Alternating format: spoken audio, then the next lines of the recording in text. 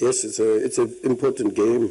دي مباراة مهمة. But every game in Moludia is an important بس game. كل مباراة في المولودية مهمة للغاية. The players will think I lied to them because every day I come to them and I say, guys, this is a must-win match. اللاعبين يعتقدوا ان انا بكذب عليهم لان انا كل يوم بروح للاعبين اقول لهم المباراة القادمة هي اهم مباراة لازم يفوز فيها. We play against a team that also I think knows that even though they've probably got more advantages and possibilities to qualify. ممكن احنا نلعب فريق عنده فرصة للتأهل افضل مننا.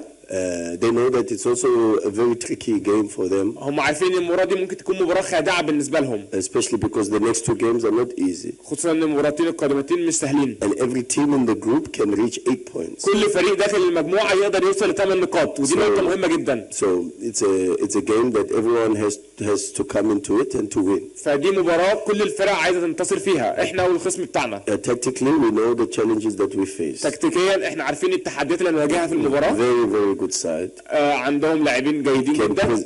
Can present different personalities. بيقدموا شخصيات مختلفة في أدوارهم داخل الملعب. Depending on different circumstances. معتمد على ظروف مختلفة. They can sit in a low block. هم ممكن ينتظروا في الدفاع المنخفض كتلة منخفضة. They can sit in a mid block. ممكن ينتظروا في كتلة متوسطة في نص الملعب. And they can sit in a high block. وممكن يقدروا إن هم ينفذوا ضغط عالي. They're a team that has many possibilities to hurt you on set pieces. هم فريق عندهم احتمالات كتيرة جدا إن هو يأذيك في الكور الثابتة. They've got very good qualities in transitions. عندهم جودة هايلة في التحولات الهجومية. Speed and aggression. السرعة، الحدة. Very good technical abilities in 1v1 situations. القدرات التقنية في مواقف الواحد على واحد في الخط الأمامي. With midfielders that arrive in the box. عن طريق امتلاكهم أيضا لنص الملعب بيوصلوا للبوكس لمنطقة الجزاء سريعا. And a goalkeeper that can initiate these transitions very fast. وعندهم حارس مرمى أيضا بيبدأ هو التحولات دي بنفسه سريعا جدا. So it's a team with a lot of physicality in the duels. الهلال فريق بقوة بدنية كبيرة بيعتمد كتير على الكور المشتركة الثنائيات. Pogba and Saladin. بوجبا وصلاح الدين. Extremely aggressive. عندهم شراسة وعدوانية كبيرة في نص الملعب. The two center backs, Mohamed Diouf actually plays. ممكن ضيوف يلعب. They jump into the midfield very aggressive. بيطلعوا aggressive جدا بيتركوا أماكنهم ويتحركوا aggressive جدا. And close the spaces behind the midfield. علشان يقفلوا المساحة اللي ورا خط نص الملعب. And so and then you, as I said, with the qualities of Koulibaly. وبالجودة اللي يمتلكوها في كوليبالي. جيان كلود في المواقف الواحد على واحد. عبد الرحمن. And then also Ahmed who arrives a little bit. Roof arrives a little bit in the edge of the عمر عبد الرؤوف. Very good player.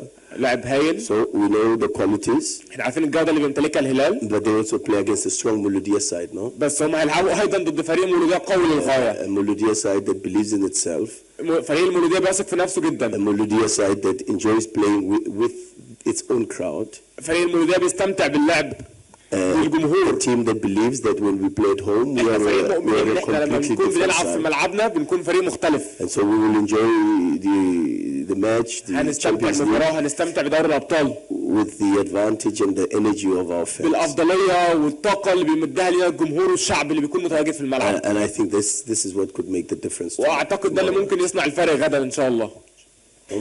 My messages for the players stay in the change room. رسالة اللاعبين بتفضل داخل غرفة الملابس. Unless Farid and Bus decide to post it. إلا لو فريد وباري قرروا إنهم ينشروها للسوشيال ميديا والإعلام. But the players understand the climate. بس اللاعبين فاهمين المناخ ومتفهمين الحالة. You could see in the last game they understood the responsibility. وأعتقد المباراة الأخيرة ضد لبوب نقدر نشوف إن اللاعبين تفهموا المسؤولية اللي على عاتقهم. They understood the mandate. تفهموا المهمة اللي هم فيها. And we have to carry on with this performance into the next. ولازم إن إحنا ناخد الأداء اللي قدمناه المباراة الماضية إن إحنا نحطه مجددا في المباراة غدا.